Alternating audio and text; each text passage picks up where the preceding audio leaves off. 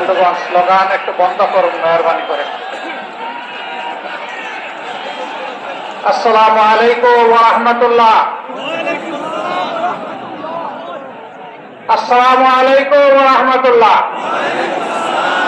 ইন্নাল হামদুলিল্লাহ ওয়াসসালাতু ওয়াসসালামু আলা রাসূলিল্লাহ, আম্মা বা'দ। আন্দোলনরত আন্দোলনের উদ্যোগে আয়োজিত বীর চট্টলার ঐতিহাসিক লালদিঘি ময়দানে আজকের এই সমাবেশের সম্মানিত সভাপতি, আমার দলের শীর্ষ নেতৃবৃন্দ, অন্যান্য কেন্দ্রীয় এবং আঞ্চলিক নেতৃবৃন্দ, স্থানীয় নেতৃবৃন্দ, বীর চট্টলাবাসী, সাংবাদিক বন্ধুগণ, আল্লাহ তাবারক ওয়া তাআলার শুকরিয়া আদায় করছি। ফ্যাসিবাদ বিদায় নেওয়ার পর মুক্ত জমিনে, মুক্ত আকাশের নিচে আল্লাহ তাআলা এই ধরনের একটি সমাবেশ করার তৌফিক দান করেছেন, আলহামদুলিল্লাহ।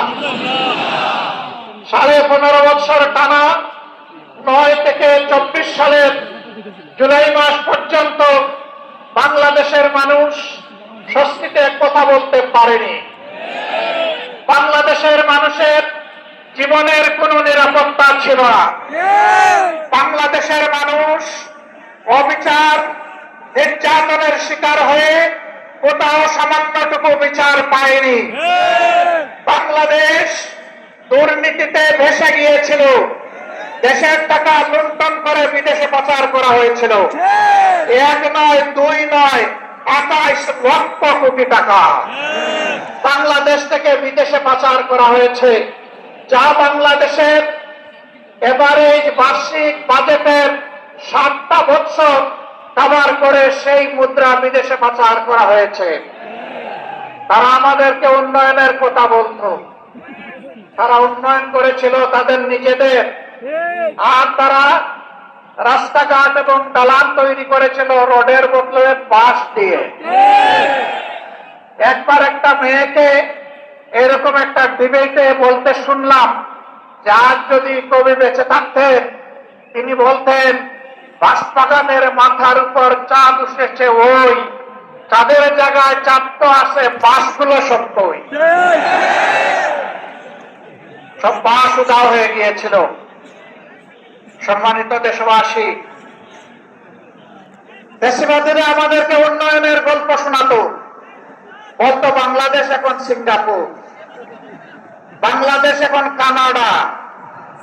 হ্যাঁ, বাংলাদেশ কানাডা হয়েছে তাদের জন্য, কারণ তারা পালিয়ে গিয়ে কানাডায় বেগমপাড়া তৈরি করেছে।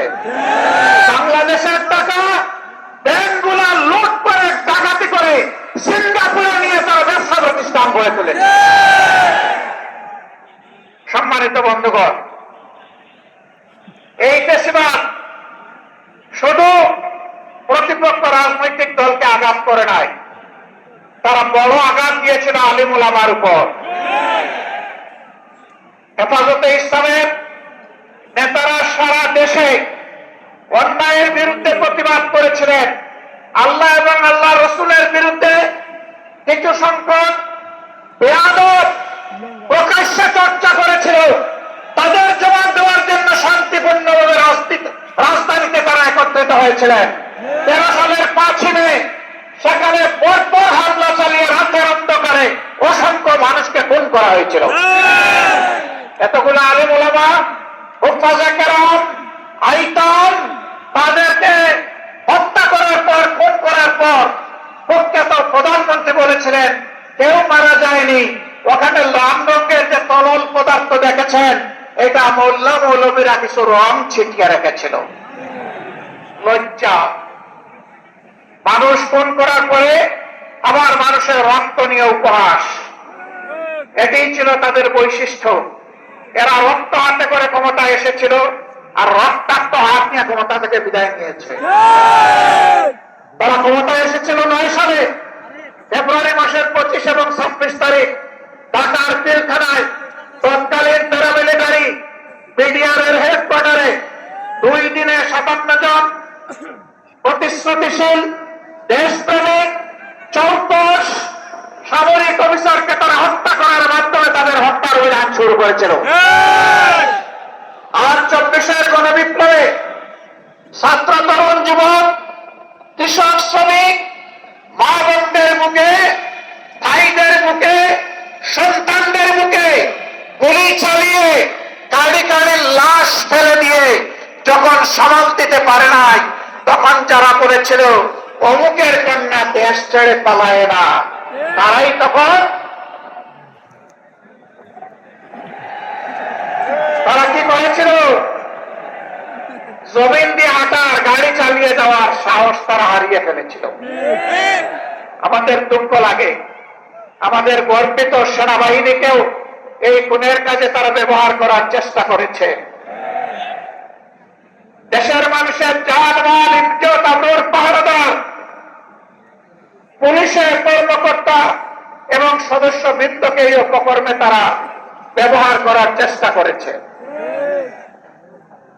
বিজিবিকে তারা এই অপকর্মে কাজে লাগানোর চেষ্টা করেছে। রাষ্ট্রের একটা প্রতিষ্ঠানকেও তারা ঠিক মতো দাঁড়াতে দেয়নি। বিচার বিভাগ ধ্বংস করেছে,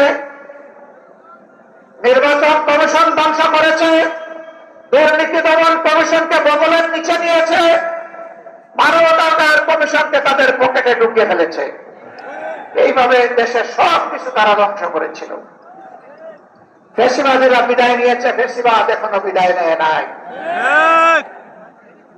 আমরা পরিষ্কার বলতে চাই, ফেসিবাদ কালো না লাল, কোন ফেসিবাদকে আর বাংলার জমিনে বরদাস্ত করা হবে না ইনশাআল্লাহ। কেউ যদি ফেসিবাদের ভাষায় আবার কথা বলেন, কেউ যদি আবার ফেসিবাদীদের মতো আচরণ করেন, তারা কোন পথ খুঁজে পাবেন আমরা জানি না, কিন্তু আমরা তাদেরকে পরিষ্কার ভাবে বলে দিতে চাই, বাংলার জমিনে এই দেশের আপামর ছাত্র, তরুণ, মেহনতি জনতা আর ফেসিবাদকে বরদাস্ত করবে না। আমরা অতীতে রুখে দিয়েছিলাম আল্লাহর উপর ভরসা করে, ভবিষ্যতেও কেউ মাথা তুললে তাও রুখে দেওয়া হবে ইনশাআল্লাহ। কাউকে ছাড় দেওয়া হবে না। সম্মানিত বন্ধুগণ, আজান হয়ে যাচ্ছে, আমরা কথা বলবো না। আমরা কোন বিশেষ দলের বিজয় চাচ্ছি না,